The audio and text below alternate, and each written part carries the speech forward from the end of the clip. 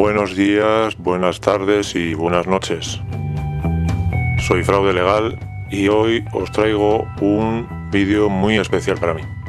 Recordaréis que hice un pequeño vídeo como adelanto y bueno, pues el día ha llegado y os voy a presentar el fraude de la RAE, Real Academia de la Lengua Española.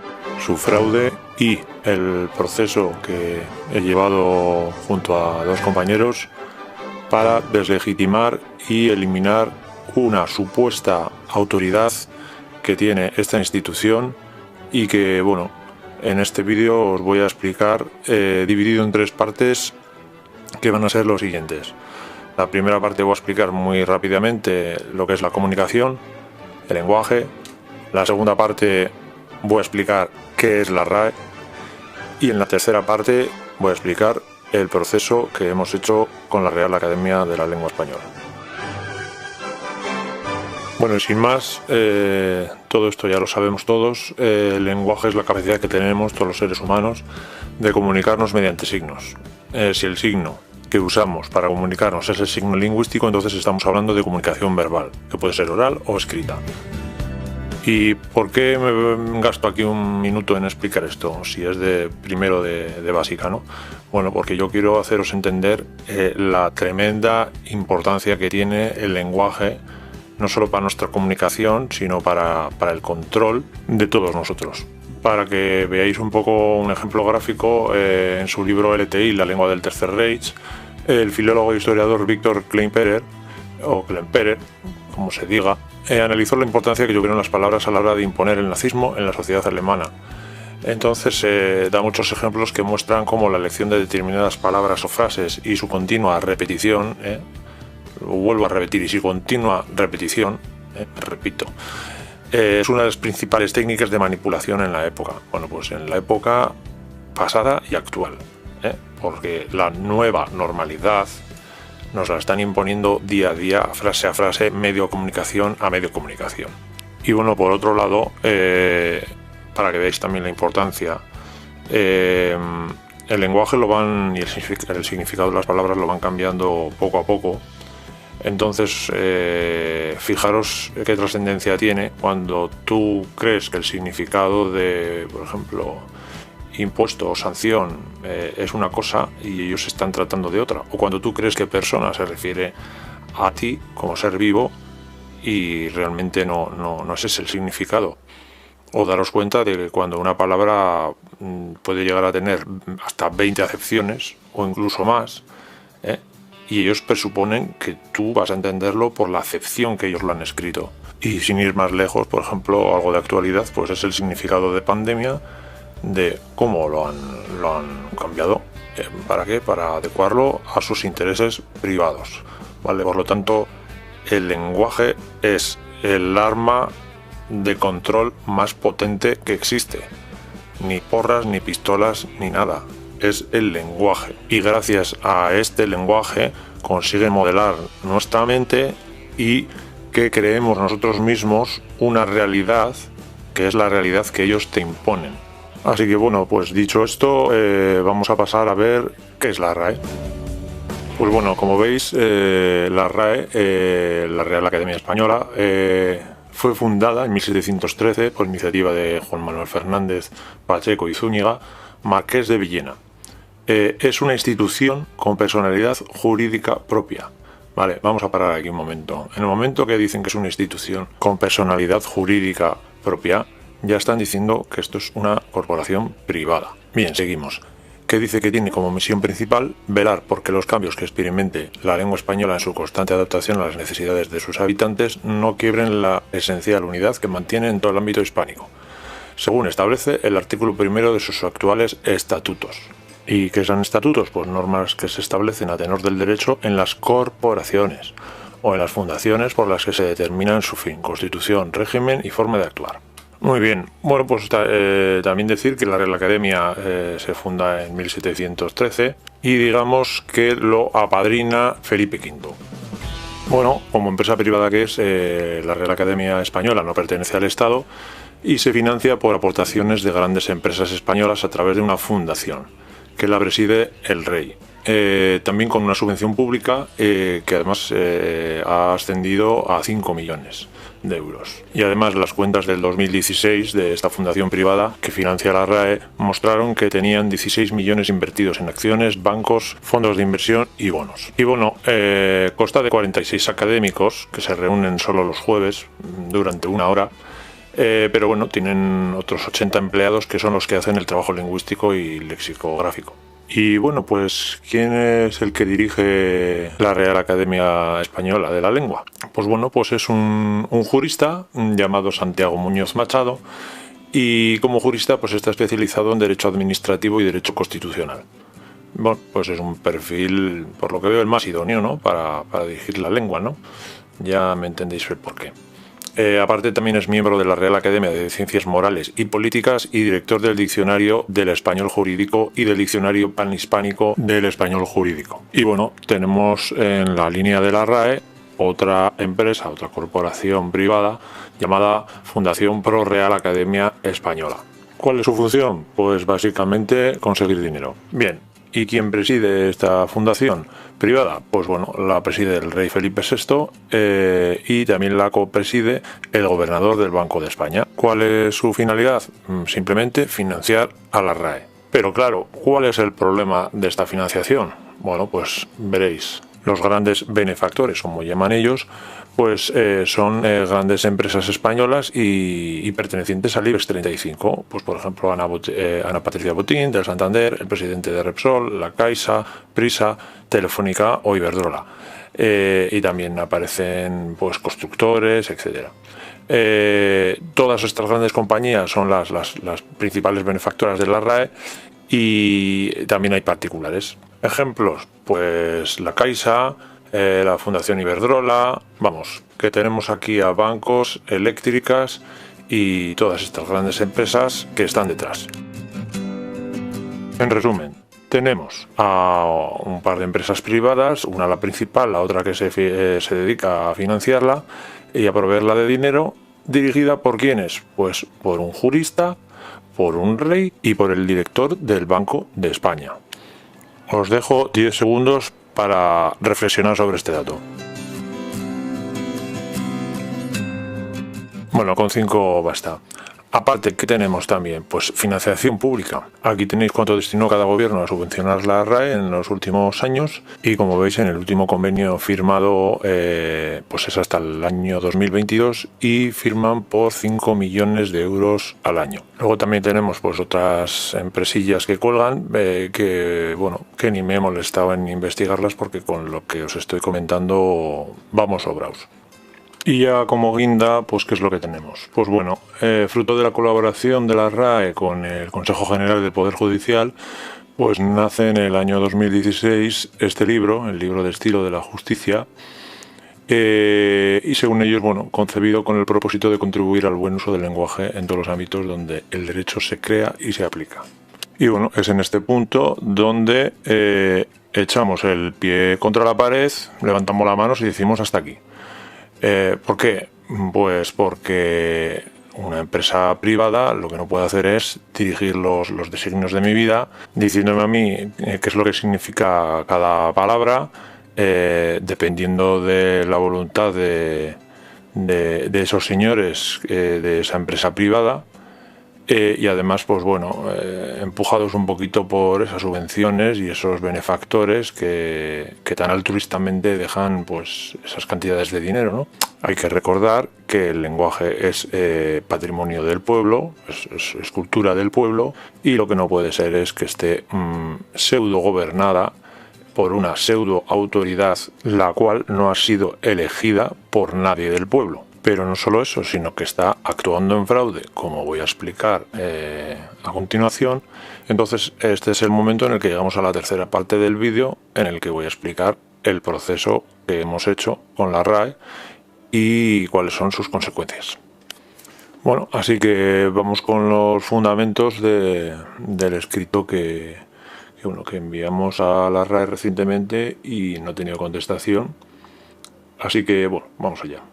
En primer lugar, lo que hemos hecho es comunicar a la RAE que solo comprendemos la lengua castellana que nos han enseñado en el colegio.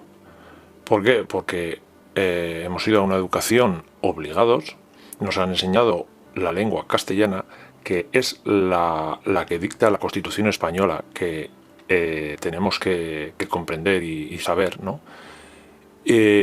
Por lo tanto, nos atrincheramos ahí. La lengua castellana que nos han enseñado en el colegio. Bien. También comunicamos que bueno, es un hecho que es de suma importancia, que el idioma y la lengua y el lenguaje es primordial en la vida, tanto del ser vivo y real y con conciencia, como el de la persona sujeta a derechos y obligaciones. Aquí es donde entra la ley. Bien.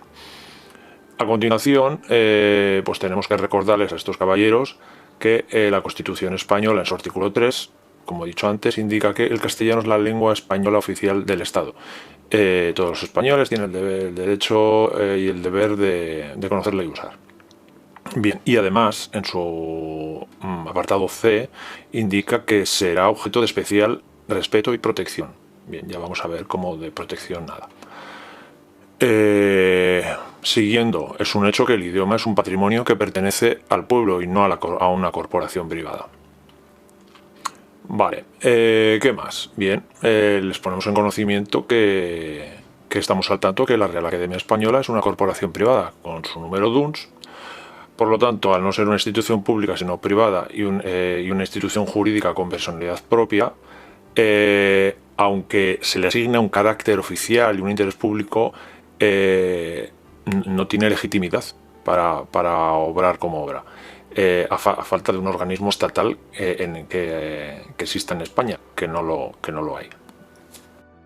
Bien, siguiente punto. Es un hecho que la Real Academia Española, como corporación privada que es, se financia de otras corporaciones como lo son el Estado español, que tiene su número DUNS, y otros grandes nombres de las corporaciones más poderosas de España y del IBEX 35, el principal índice bursátil de referencia en la bolsa española elaborado por Bolsas y Mercados Españoles.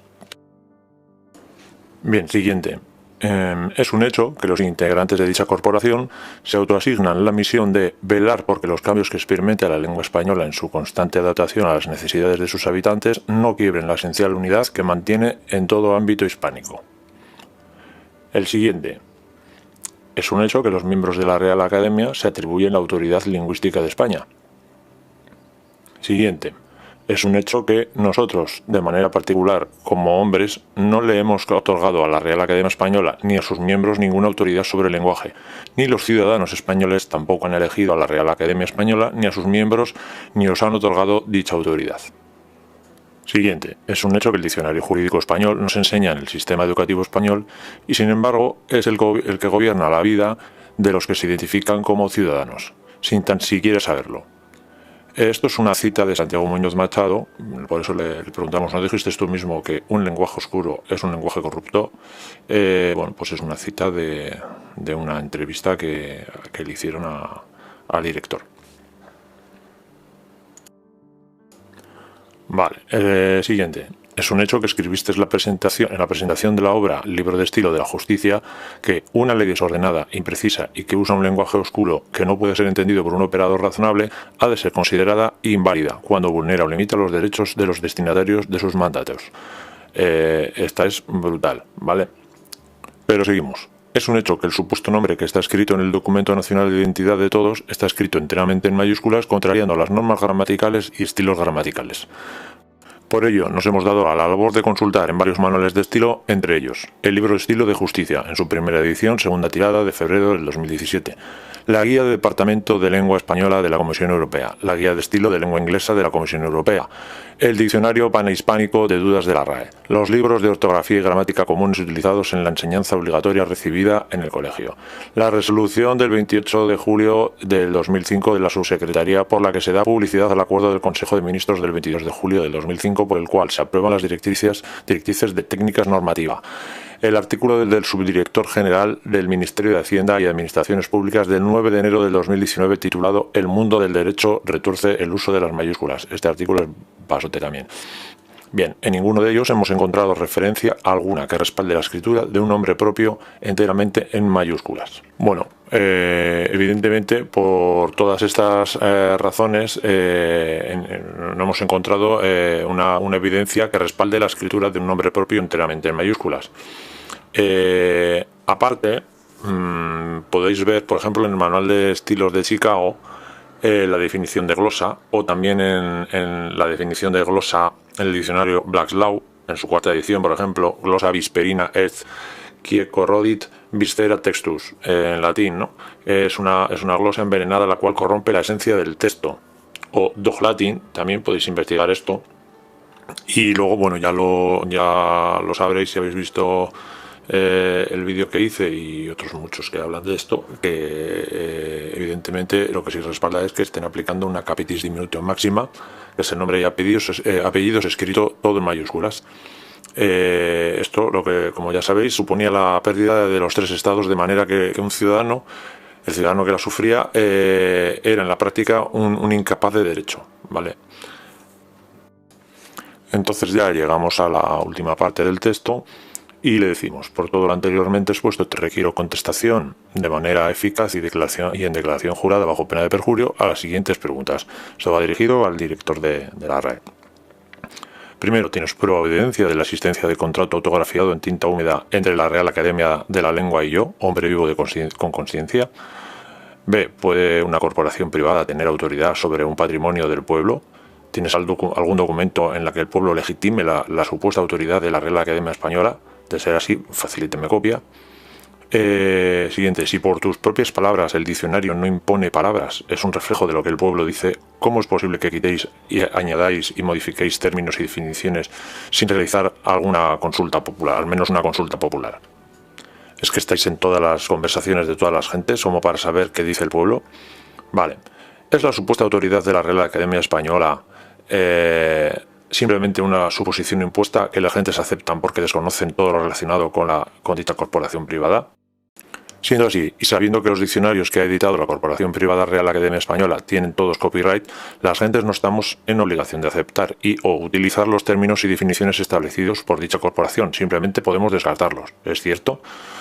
Por todo lo anterior citado, le requiero contestación eficaz a todas y cada una de las preguntas mediante declaración jurada bajo pena de perjurio en un plazo no superior a 21 días naturales. Si en este plazo no he recibido respuesta eficaz a todas las preguntas, quedará establecida nunc pro tunc lo siguiente: la no autoridad de la Corporación Privada Real Academia Española et al., en sus dos capacidades, en cuanto a la manipulación arbitraria ni de cualquier otro tipo sobre el idioma castellano, no debiéndose ni utilizar ni tener en cuenta ningún aspecto de nuestras vidas, desprendiéndose la conclusión de que existe una manipulación clara del lenguaje, haciéndolo oscuro, es decir, corrupto y por lo tanto inválido, quedando así establecido la no autoridad de la Corporación Privada Real Academia Española sobre el idioma castellano, siendo inválidos todos sus diccionarios. El silencio cuando existe un deber moral o legítimo de contestar constituye acuerdo y aceptación. Esto es un acuerdo de Tácito. Pues bien, ¿qué es lo que ha ocurrido? Bueno, pues lo que era de esperar. No he recibido ninguna respuesta de la RAE, por lo tanto esto queda establecido y eliminada totalmente la autoridad de la RAE sobre el idioma castellano. ¿Y qué repercusiones tiene esto? Pues terribles porque, en primer lugar, tomamos el control del diccionario. En segundo lugar, a nosotros no se nos puede dirigir ninguna administración, ni ninguna empresa, ni nadie escribiendo nuestro nombre con letras mayúsculas. ¿Y esto qué es lo que hace? Pues esto es desmontar todo el chiringuito, porque no lo van a hacer. No lo van a hacer ¿por qué? Pues porque se descubre el pastel. Así que nada, es una herramienta más para darle fuerza a que nosotros no somos ficciones jurídicas, a que no consentimos que se nos aplique el capitis diminutio máximo y no consentimos que se nos trate en un idioma que no es el nuestro, que no es la lengua castellana. Y bueno, pues sin más, espero que este vídeo os haya ayudado primeramente a conocer lo que es la RAE, la verdadera RAE, a comprender las implicaciones que tiene el manejo por parte de una empresa privada de todo un idioma como es el castellano o el español, y las implicaciones directas que tiene sobre los hombres y las mujeres que lo practican y lo utilizan. Y finalmente pues a conocer y a saber que esa supuesta autoridad puede y ha sido eliminada Por lo tanto somos libres de utilizar el idioma, bueno, pues como se nos han enseñado en el colegio. Me dejo muchas cosas, pero bueno, creo que lo principal lo he expuesto. Y nada, un saludo a todos y hasta el próximo vídeo.